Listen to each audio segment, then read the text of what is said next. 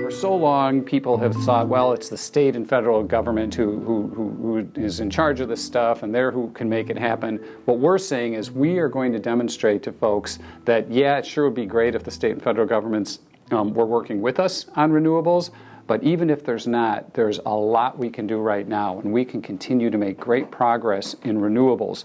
The city of Eau Claire and a couple of council members and I had really been concerned by a national disinvestment in clean energy and in our future. And so we decided to introduce a resolution to commit to the Paris Climate Agreement.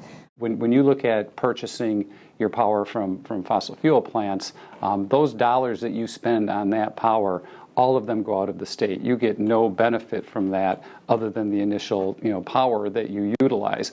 Now, if you look at clean energy, for example, solar power or wind power, you have skilled tradespeople making that investment up front.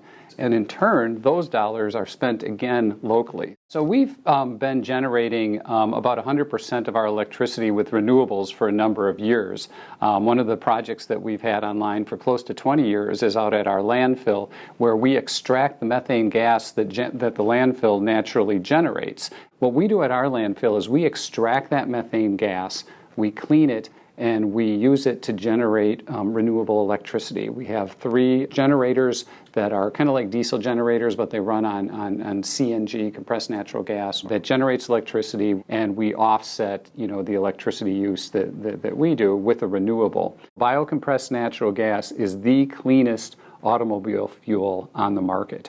And so we'll be selling into the pipeline, the digesters will be selling into the pipeline. This will enable us to have cleaner water and to clean up our lakes. And we will also take a portion of it and use it as bio-CNG for vehicles.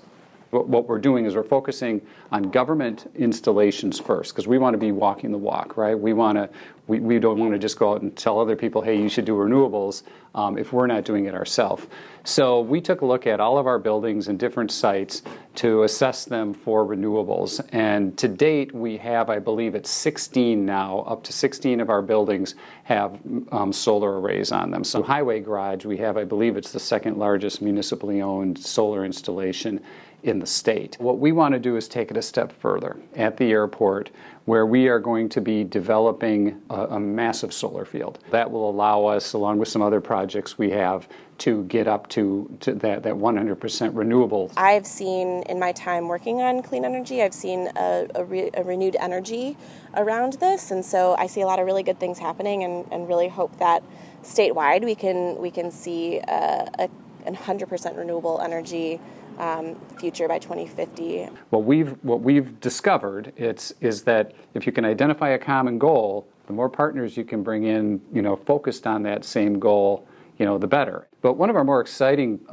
partnerships is with our farmers out in the rural areas. We have a lot of projects working with them to implement practices to help reduce runoff. But we also, bringing it back to clean energy, have helped to develop 2 manure digesters.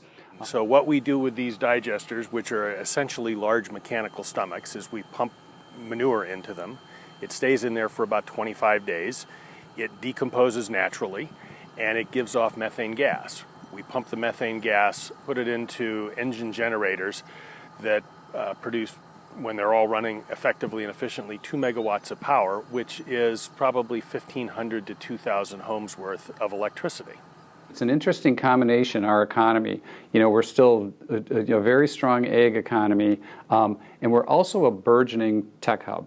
And when you look at the tech economy, folks like Google and others, many others, demand, and their customers demand, and it's part of their culture that they want to be using renewable energy. So they want to locate in communities where renewables are accessible and where they have local leadership who wants to work with them. And similarly, when we look at attracting and maintaining talent, particularly in the tech industry, people want to live in a community that has a strong environmental ethic, that cares about water, that has great recreation, that cares about using renewables.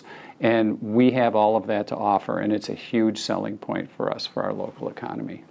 committing these goals locally, like Madison and Eau Claire have, in a lot of ways are not only inspiring other communities to do the same, but to inspire the state of Wisconsin and hopefully private industry and the nation to commit to goals similar to that. Climate change is certainly an issue that's growing, and it's much more obvious to people. This isn't just something that happens far away, this happens locally.